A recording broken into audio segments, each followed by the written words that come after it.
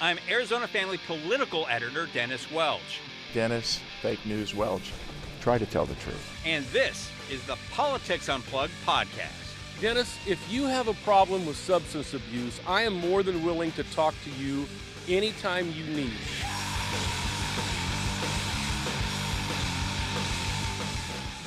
Hey, welcome to this special edition of the Politics Unplugged podcast. And today I got Danny Seiden, the CEO and president of the Arizona Chamber of Commerce and Industry. Everybody always forgets the industry they should. part. Those are the manufacturers. That's really important, yeah. Wanted to talk about, there's a couple of issues. Wanted to talk about, there's a bill dealing with Axon in Scottsdale that you're concerned about. But first, opening day in baseball's a few weeks away. There's a bill in the legislature that's aimed at keeping the D-backs at Chase Field, hitting some turbulence. Yeah, first of all, Dennis, thanks for having me on. These are two very important issues, and I would say that bill has moved out of the House and it got double assigned in the Senate. And for people who are in the know, when you get assigned to multiple committees, not exactly the best thing for a bill. I want to tell you, though, under Senate President Warren Peterson, a lot of bills get double assigned that go on to success, and he views it as us proving their support for these ideas in a wider range and a wider scale. But let me just. But you're in favor of this bill, and basically, 100%. Yeah. This piece of legislation would allow the D-backs to recoup income and sales taxes. Income tax from their players and not just their players, other players who come through town. That's how that works. Yeah, and employees of the Diamondbacks, they would be able to keep that, and they would also keep sales tax would be remitted from the state, come back to the D-backs in the hopes that they would be able to refinance some upgrades and repairs that they need, because the D-backs. Let me interrupt really fast. I wouldn't say to keep. It's not like it goes into the pockets of the team and the ownership. What it does is it goes into a fund that allows them to do improvements upon the stadium. Yeah. And which we've talked before. That stadium is a public asset because nearly 30 years ago, the voters in Maricopa County approved its sales tax to pay for its building and its maintenance, and that's expiring. So what this bill is, and this in the legislature, sponsored by our friend Jeff Wenninger from Chandler, it creates a mechanism to renew, a funding source so we can cover this maintenance and operations for this public asset. Yeah, and the amount of funds that the D-backs have said that they need for maintenance, upkeep, whatnot, is about $400 to $500 million. 100%. Yeah. Now, this deal, from my reading of the bill, would run from, if it passed, from January 1st, 2026, 30 years until December 31st of 2056. Correct. Correct. You would be able to, remit those taxes for continual upgrades, repairs, yeah, and other investments on that property. Correct. 100%. That's correct. And you're talking when we're talking about some of those numbers, the percentage of money that goes into that pot from this bill is really small. I mean, we're talking. The estimates have it between 12 and 15. Some said up to 18. You can pick 15 in the middle. But the D-backs themselves are putting the other chunk in, so they're putting hundreds of millions of dollars in. They say they're going to put up $250 million of their own money over the course of this deal. Correct. 100%. Yeah. That is in the legislative intent of the bill. You're an attorney. Is that enforceable? It's legislative intent. It's not. It's part of the bill. Yeah. But can you enforce intent? The fun answer is to say depends on who your judge is in a case like that. But it's clear from the legislative intent. It's clear from the way the bill is drafted and those numbers you mentioned. This whole plan does not work if the Diamondbacks don't put in that much money. If they don't have skin in the game. So regardless of the legislative intent being held as enforceable. And again, traditionally it hasn't. But yes, that's an important point because there's nothing legally enforcing them to put up the $250 million that they say they do. Except it won't work. Yeah. Except the whole mechanism falls apart if they're not putting in a big chunk of that money. So it's a sign of good faith from the Diamondbacks. They don't want to leave. They want to be here, but they need help with this public asset. And how do we fund it? I mean, again, this was the Arizona way of doing it 30 years ago. This is a new way that doesn't raise taxes, Dennis. This is existing tax tax revenue that's out there. It's not a new raise, not a new increase. And we're not doing a sales tax or anything else. They're just recapturing some of the money, a small fraction of which they put into the community to go into the stadium so that the community continue to have this asset and continue to get, what is it now, nearly $6 billion of economic impact from the Diamondbacks over these years. And that's just pure economy. I'm not talking about their community impact. You know, we learn more every week about what the Diamondbacks mean to the community, not just the local business owners and small restaurant owners, but gosh, they're top givers to, the Animal Welfare League, to groups. I mean, think of the puppies, Dennis. You want to vote against puppies? I don't think you do. You don't know me well, do you? well, the Diamondbacks are here for the puppies. They're here for local business, sure. and it's good for the community. And that, we should talk about why people might be opposed. Well, I do want to get back to the legislative intent thing. Yeah. You were a creature of the legislature. I mean, back before you were sure. the captain of industry here in Arizona. I mean, you worked for governors, lobbying, persuading people down there. Yeah. There is concern about there's no guarantee that the Diamondbacks have to follow through with what they say they're going to commit to this. I'm not saying that the Diamondbacks, I don't want to infer or suggest that they are not honest and upfront. I don't want to infer that. Yeah. But why not put this $250 million in the legislation and have it enforceable, that penalties if they don't come through on that, to put some certain lawmakers' minds at ease? Because that is kind of one of the issues with this bill. First of all, I'm not sure. Let me put my lawyer hat on. How you would do that? How you would make? We have certain laws on legislation that's too specific sometimes and binding. So I don't know that there's a way to do that would work. But again, that bill is written in a way. This mechanism does not work if there's not the Diamondbacks putting in hundreds of millions of dollars. So it doesn't matter. You could take the legislative intent out, leave it in. It still won't work. You cannot take $12 million and turn it into the $500 million you need. They are putting the hundreds of millions of dollars in. They have major skin in the game, and it just, like, the mechanism falls apart. So I think the intent just makes that clear, because tax financing is a little bit complicated sometimes. I think the legislative intent makes it clear how this works and why it works. And again, if the Diamondbacks wanted to, if their goal was to just leave and bail and not fulfill their commitments, they could take the offers we're seeing in other states. I mean, other states are putting up real money. We're talking $900, $800 million for a stadium, not to mention the private offers they're getting to sell the team. They want to be here. They want to be part of our community, and we got to do everything we can to keep them. We got to compete. We lost the Coyotes. We can't lose the Diamondbacks. Yeah, and full disclosure, I'm a fan of the Diamondbacks. I go to their games every year. Personally, I hope they stay. I hope they stay in Chase Field. I wouldn't even want to see them move over to to the East Valley or the West Valley or somewhere else in the valley. I really love the idea of them staying downtown. I think they're an important asset downtown. But the issue is right now, you've got to build the legislature to help them do that, and there appears to be some concerns. I mean, you've got Democratic caucus now has raised a lot of questions about this, and you've got conservative members of the Freedom Caucus down there have also raised questions about this. And again, I think those questions are answered, and it's enjoyed bipartisan support to date. I think if you look where the real opposition is coming from, we've seen the mayor of, not the city of Phoenix, but we've seen the mayor of Phoenix behind the scenes raising a lot of concerns about revenue she thinks she might be missing out on. What I would say to that argument is, you're worried about losing some potential revenue that might come to the city. Well, let's talk about what happens if the Diamondbacks leave. You're out billions of dollars. You have a blight. If anyone thinks teams don't move and it doesn't leave an impact, you tell me what Madhouse on McDowell looks like these days, or what it's used for. Chase Field is meant to have baseball in it. It will have baseball in it. This is going to happen. We're going to get this figured out. The Diamondbacks will be here. And I think Republicans will appreciate the fact we're talking about a public asset. This is not a giveaway to a billionaire. It's much more about what we lose as taxpayers if the Diamondbacks go away. So they're trying to stop us from losing this asset. They're trying to stop us from losing that economic impact of billions of dollars. I mean, the last postseason run alone was worth $110 million to local businesses. You know what? You can't have a postseason if you don't have a team.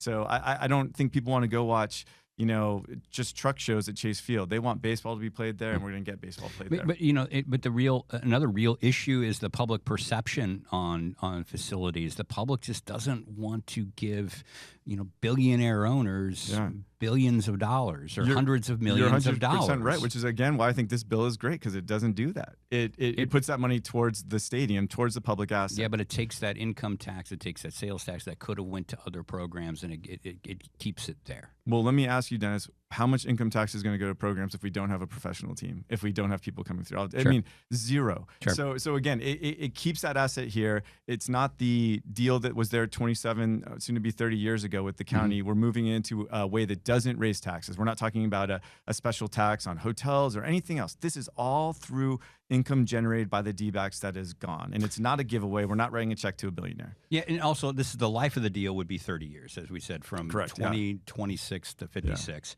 I guess why put a time frame on it? Why not cap it to let the critics like Phoenix Mayor Gallego know, like, look, this is the expectation. We can cap it on monetarily instead of doing a 30-year time period. Because what if they get all the money they need and they make the repairs, the upgrades that they have?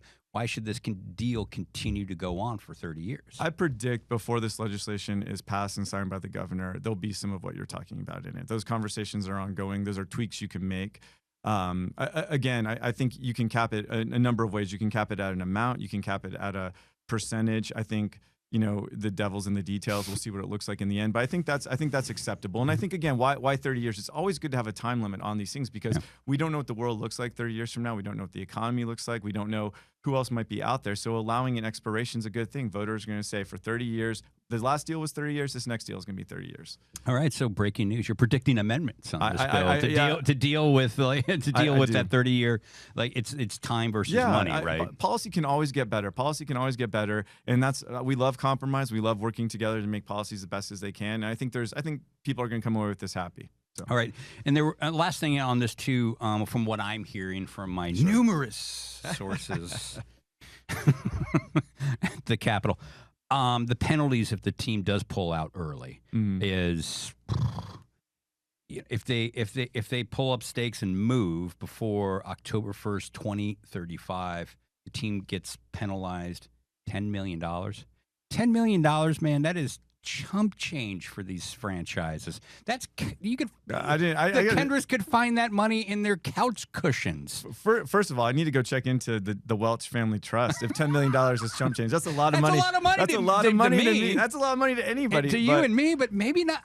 I'm assuming it's not a lot of money to a $1 billion franchise. No, and I got to tell you again, if all of this mechanism, all the way it's written, it demonstrates the commitment from the team to be here for 30 years.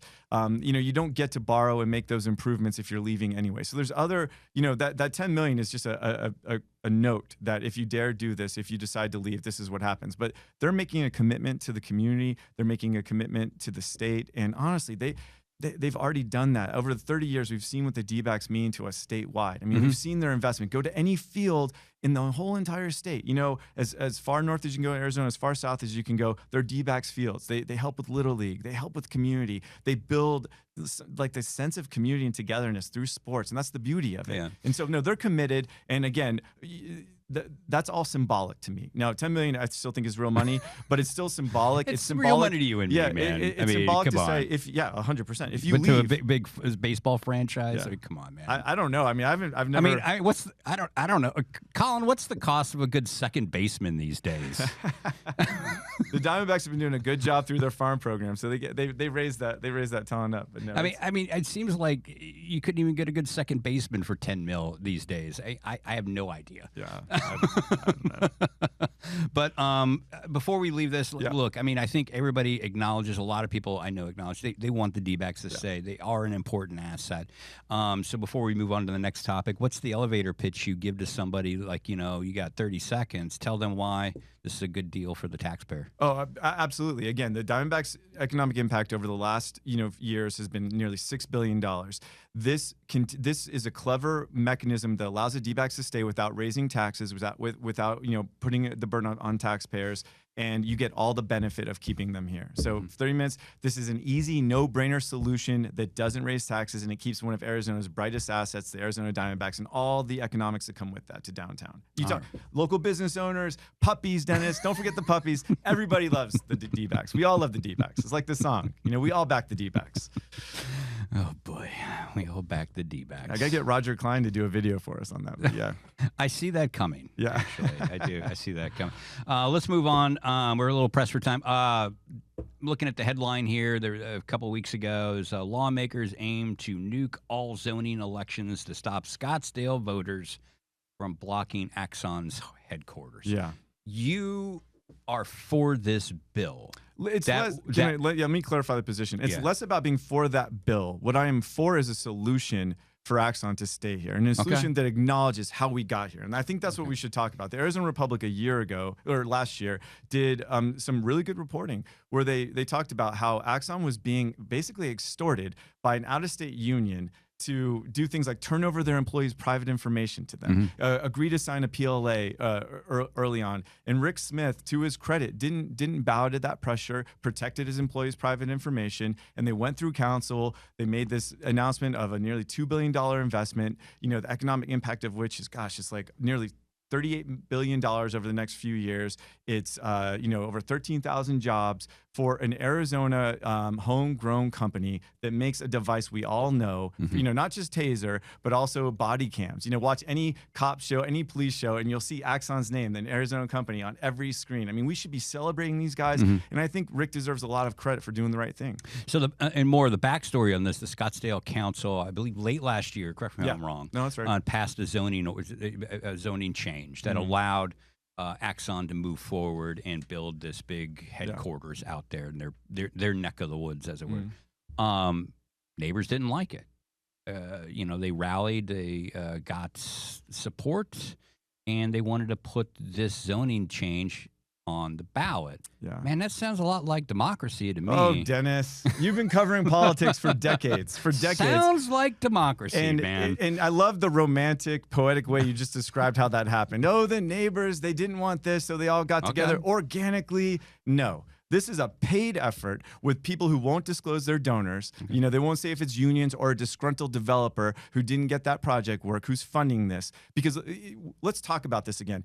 Axon, been in Arizona forever. Guy's a graduate of an Arizona high school, wants to stay here, wants to put his headquarters there. And heaven forbid, he wants apartments where his employees, so maybe they can actually work and live in the same city. I know, Scottsdale will claim we're overbuilt with apartments. That's not true. They have a 6% vacancy rate in Scottsdale from apartments, and they've approved less than 6% of all multifamily housing over the last 20 years. We need more multifamily housing out there. But how this happened is it was funded by special interests to stir the pot. And, at the statewide level, we have guardrails now against this. We don't allow for paid signatures. You get paid per signature. You have to register. We have to know who's doing stuff. You have to disclose your donors. This is all done as part of a backroom deal in the dark of the night. You care about transparency. There's no transparency on who's funding this. Now, you can say 23,000 Scottsdale residents woke up one day and said, we want to stop Axon from being here. But that's not the whole story. This was manufactured. It was stirred up. You can see some of the politicos who are getting paid to be on their side on this, and that's unfortunate. Now, the bill might not be the answer. There is a solution, and I believe we'll get there because it'll be a huge embarrassment for the state to lose Axon. And full disclosure, I am not that familiar with all the ins and outs of how this got to the ballot, who's funding who and whatnot. Well, you won't be able to because they're keeping it secret. Yes. And if it went down the way you're saying it went down, okay, some people let you decide whether that's good or bad. Regardless, you're going to use that one example, and this one bill would then bar all communities moving forward from doing this.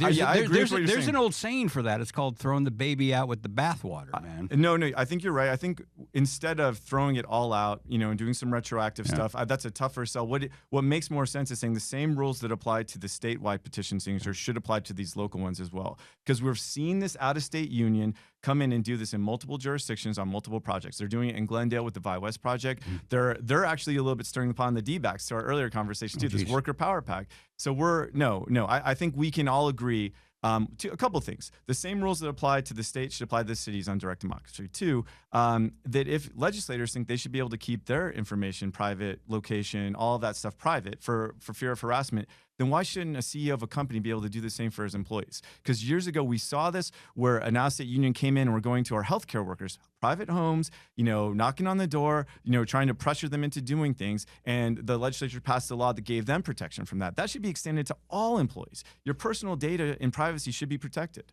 And we're going to work with the legislature on this. I think that's the kind of thing that Rachel Mitchell, Chris Mays, everyone should get involved with and say, you know what? You shouldn't be able to sell your employees' private data in a backroom deal to get a development done. And I give Rick Smith a lot of credit for not doing that. All right, I think we'll have to end it there with Danny Seiden coming in here saying we should keep baseball and tasers. And body cams. Keep it all here. Keep Baseball, it all here, tasers, and body cams. Let's keep it all here. Hey, thanks. You got it, Dennis. And don't forget about the puppies. All right, thanks. Thanks, man. You got it.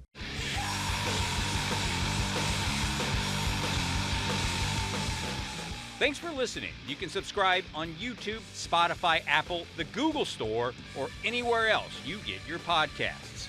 See you next time.